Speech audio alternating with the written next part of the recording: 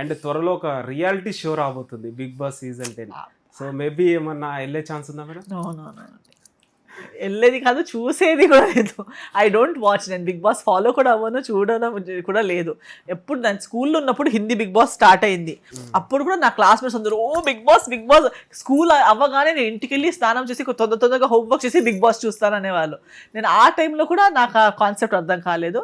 ఈ టైం వరకు కూడా నాకు ఆ కాన్సెప్ట్ ఎంటర్టైన్మెంట్లో ఇంకొకరి లైఫ్లో నాకు పర్సనల్గా ఎప్పుడూ ఇంట్రెస్ట్ ఉండదు. సో నాకు అది ఇంకొకరి లైఫ్ లోపల వెళ్ళడము, వాళ్ళేంటి వీళ్ళేంటి అంటే వీళ్ళ గురించి థింక్ చేస్తూ, వాళ్ళ గురించి అనలైజ్ చేస్తూ అవన్నీ నేను చూడడానికి కూడా నా వల్ల కాదు, చేయడానికి కూడా నా వల్ల కాదు. త్వరలో SSMB 29 మూవీలో ఎస్తర్ గారు కనిపించే ఛాన్స్ ఉందా? నా డ్రీమ్. అయ్యో నాకే లేని డ్రీమ్ మీకెందుకు? అంటే మేము కూడా ఎక్స్పెక్ట్ చేస్తాం కదా మేడం. లేదు, నాకైతే అలాంటిది ఏం డ్రీమ్ లేదు, ఐడియా లేదు ప్రస్తుతం.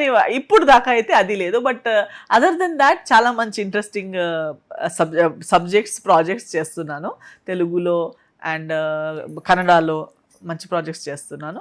అండ్ తెలుగులో కూడా మీరు అన్నట్టు పెద్ద బ్యానర్ అది ఇది అంటున్నారు కాబట్టి అవి కూడా అలాంటివి కూడా అంటే జనాలకి క్వశ్చన్స్ ఉండి ఎందుకు చేయట్లేదు మేడం అని చెప్పిన అలాంటి క్వశ్చన్స్కి కూడా ఆన్సర్ అన్నట్టుగా మంచి projects, so called big projects, so called average projects, so called new కమ్మర్స్తో ప్రాజెక్ట్స్ అన్నీ కలిపి బై గాడ్స్ గ్రేస్ ఒక మంచి లైనప్ అయితే ఉంది. నిజంగా యాక్టర్ కానీ హీరోయిన్ కానీ అవ్వాలంటే ఉండాల్సిన క్వాలిటీస్ అంటే ఏం చెప్తారు మేడం? యాక్టింగ్ అండి, మెయిన్ యాక్టింగ్ అంటే మన పని కూడా చూస్తారని చెప్తారు కదా మేడం. అవసరం లేదండి, యాక్చువల్లీ లేదు. అంటే స్ట్రక్చర్ చూడాలని ఉంటే మోడలింగ్కి వెళ్ళాలి, అక్కడ స్ట్రక్చర్ కౌంట్ అవుతుంది.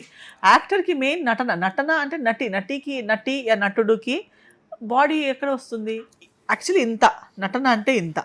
తర్వాత అది పూర్తి చేసుకోవడానికి చేతులు కాలు మూవ్ అవ్వడానికి రావడం వెళ్ళడానికి బాడీ కావాలంతే. కానీ మెయిన్ ఇమోషన్స్, సో ఇమోషన్స్ని కన్వే చేయగలిగే ఒక మనిషిని నటుడు అని పిలుస్తారు.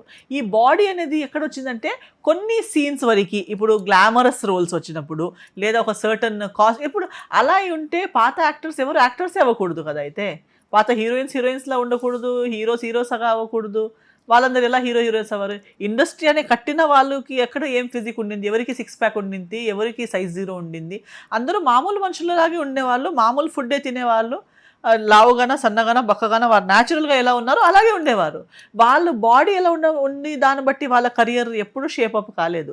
ఎప్పుడు ఈ అవసరాలు మారిపోయి ఇండస్ట్రీ కరప్ట్ అవ్వడం స్టార్ట్ అయిందో అప్పటి నుంచి ఫోకస్ మొత్తం ఫేస్ నుంచి వెళ్ళిపోయి బాడీ మీదకి వచ్చేసింది.